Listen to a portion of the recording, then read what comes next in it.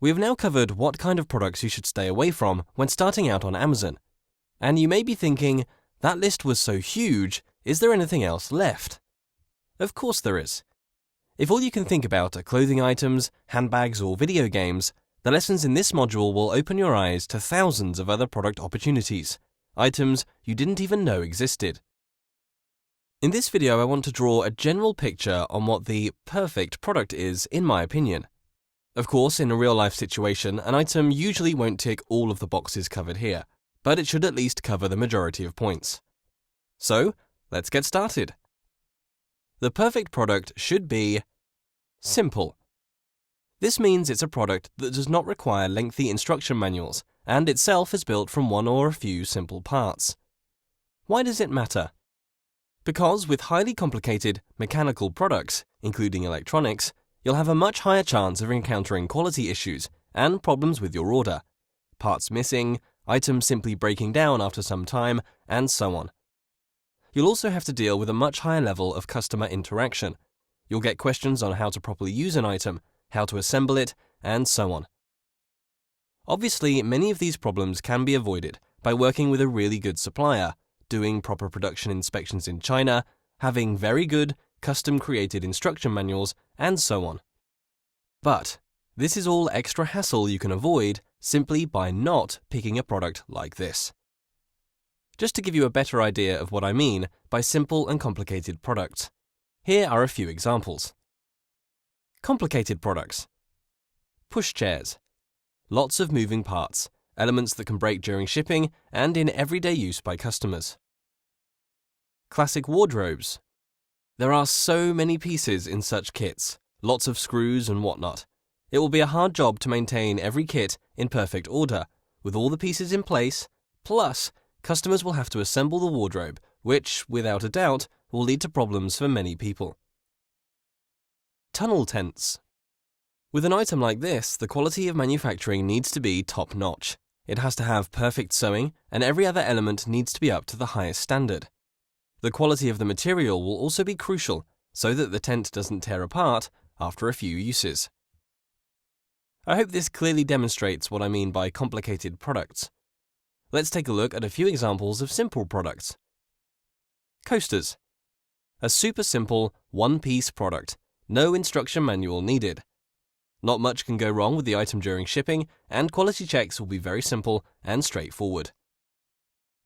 Aluminium water bottles. One-piece item, no moving parts, no glass parts, easy and safe to ship and store, no manual needed. Watercolor notebooks. A very simple product made from special paper for watercoloring hobbyists. Nothing can break here, and from a manufacturing point of view, it's a very simple product to make. As you can see, there's a very clear distinction between these products, as I've used extreme examples to showcase the problem. Often, there will be items with some moving parts or some technicality involved. That's fine, as long as you know exactly how to manage the product quality side of things as well as the customer side, so that the product lasts and you don't face lots of returns because of the item not working as it should. Affordable. I'm a huge fan of selling products below the £30 mark, maximum of £50, as I have found that you get less problems with cheaper products compared to expensive ones. Especially if we talk about products that are priced below £30.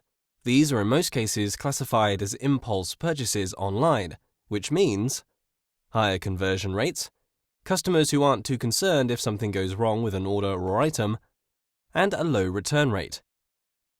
Of course, the product still does have to be high quality for all of that to be true. But just compare a £30 LED desk lamp to a £300 piece of home gym equipment and you'll quickly see which product attracts more problems. Yes, profit per sale will be much smaller compared to expensive items. But, as we're using Amazon FBA for order fulfillment, we don't really care about that, as we won't have to lift a finger when a sale comes in. There are good opportunities in more expensive products, don't get me wrong. But again, if you're just starting out, stick with products that sell below the £30 mark, max £50, and you will save yourself a lot of problems. Small. How small? The smaller the better, because FBA fees will depend purely on the item's size and weight. Usually, of course, an item's price will correlate with its size to some extent, but that's not always the case. Take, for example, plain office paper, reams of 500 pages selling for just 4 or 5 quid. It's a very heavy product for that price, and there's simply no profit to be made as a result. Especially when you see that many small items sell for much higher prices. For example, small packs of watercolor pens selling for £10, even £15. An item that can be shipped as a large letter with Royal Mail and is lightweight. This is the perfect size, weight, and price ratio. This does not mean that you have to stick with super small items only.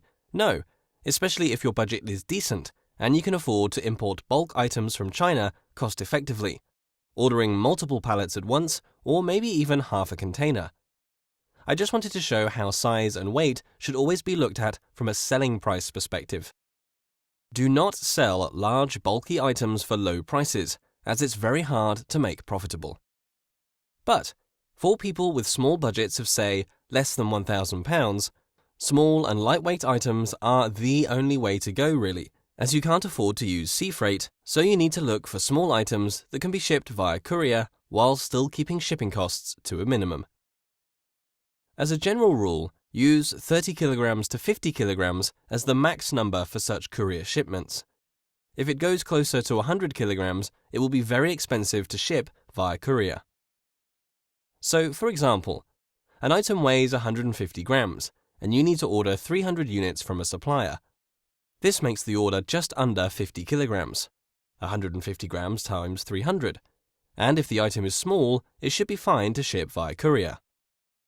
On the other hand, if the item weighs 300 grams and you are required to order 500 units, that's 150 kilograms for your order. Way too much to be shipped via courier. We'll talk in detail about various shipping methods in the importing module of this course, but for now, just understand that if you're working on a small budget, you need to look for small and lightweight items so you can easily ship them via courier from China. In demand. We will be looking for products that are in demand, but not too hot. By that, I mean, you don't want to get into items that are super trendy and overly popular at this time, as sooner or later, such spikes in demand will end. Super hot products attract very high levels of competition. Even if right now you see from your market data that the competition isn't that high, in a few short weeks or months, the situation will change, as sooner or later many people jump onto these trendy items. Margins will be low and non-existent when the market saturates. This is no good, and will leave you with stock you have to sell at a loss. This is exactly why I like to look for items with medium or even slightly low demand, products that sell well, but not too well to attract too many sellers. I will give you exact details on what I mean by this number-wise as we move on to the other videos in this module. Profitable. I don't have to say this. Of course, we're all here to make money, and the only way to do that on Amazon is to have a product with good margins. If we go back to that example of office paper, there's no way you could make any profit on that item, no matter how many units you buy. The price is simply too low, and the margin is non-existent. And on Amazon, margin is even more integral, as a large part of the strategy is to use paid advertising to drive traffic to your listings in the initial stage. And this means that you do need to be making decent profit in order to keep buying those clicks. Here are some of my guidelines on what kind of margin you should aim for on Amazon. If the product's selling price is £5 to £10, your margin should be at least 30 to 40%. If the product's selling price is £10 to £20, your margin should be at least 25 to 30%. If the product's selling price is £20 to £30, your margin should be at least 20 to 25%. And if the product's selling price is above £30, your margin should be at least 20%. These are general guidelines, of course, and depending on how greedy you are, you can adjust them as you like. But I just wanted to make it clear that selling an item for £10 on Amazon with a net margin of 10% won't get you very far. This means that you would make just £1 profit on every sale, which is definitely not enough to cover any advertising costs. For people who don't know what profit margin is, it's the profit you make, shown as a percentage of the selling price after all the costs are taken away. For example, if you sell an item for £10 and after all product costs and Amazon fees your net profit is £3, that means your net margin is 30%, which would be quite typical. The lower the item's selling price, the higher the profit margin should be, as it's calculated as a percentage.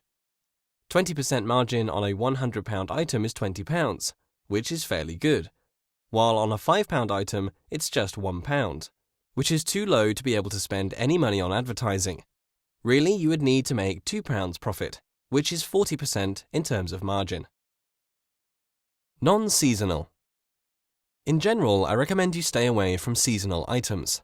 And by seasonal items, I mean products that have very specific and short selling periods of just a few weeks or 1 to 2 months max. Most products will have some sort of seasonality when they sell better at certain periods of the year. That's fine. What you want to avoid is products that only sell for 1 to 2 months a year. A typical example would be Christmas, Easter, Halloween, or New Year themed products. There's a very simple and free tool to use to check whether an item is seasonal or not. Google Trends. All you have to do is set the region to the UK or any other country you plan on selling in, and search for the product. Set the time frame to the last 5 years, and this will give you a clear picture on how demand for the item changes throughout the year. As you can see, with this example of kitchen scales, it has a seasonal trend that is natural for many kitchen products. In summertime, sales are slower, and then they pick up in autumn and winter. This is perfectly fine. Let's take a look at how the graph looks with Christmas jumpers. As you can see, there's a massive spike and increase in demand in November and December, while there's zero demand for the product for the most part of the year. This is a typical seasonal product and something you should stay away from. Google Trends is also a great way to see how the overall popularity of a product is changing. If you see a downward spiral like this, it's a clear sign that the product is becoming less and less popular, and in a few years' time, you may find it hard to sell at all. On the other hand, if you see a growing trend like this, it means that the product's popularity is increasing and the market is growing. Lastly, if you see a graph like this, it means you have searched for fidget spinners. This is how a classic, super trendy item usually looks. They become very popular very quickly, and then they die off just as fast, leaving lots of people with unsellable stock. Play around with this tool and see for yourself how interesting some of the data is. For example, search for anything health or gym related, like protein powder for example, and you'll see how each year in January, the popularity suddenly increases and then slowly dies over the year, as most people return to their bad habits. This provides some fascinating data on overall human behavior. Works as advertised. The product you sell should work as advertised if you want to keep returns to a minimum and keep your reviews and feedback score in good shape. I'm mostly referring here to TV shopping style products that are often over-advertised and simply don't deliver as promised in real life. For example, many fitness and weight loss products and supplements fall into this category. But it's not only such products.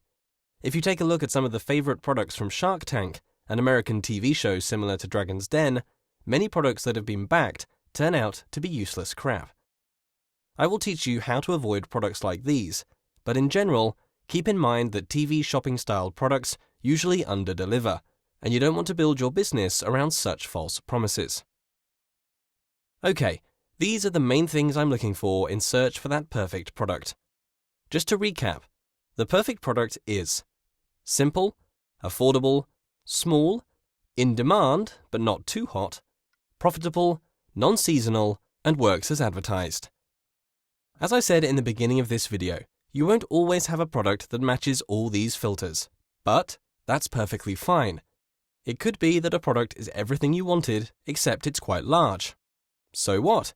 If your buying power is large enough for it, and you can still use FBA, then it's not a problem. Always use common sense, and don't just blindly follow every single rule, as I can only give general advice here, and can't cover every exception. One thing is clear though. If you're new to Amazon, you don't want to pick a product that is listed under a gated category. What is a gated category? We'll cover that in the next video lesson. See you there.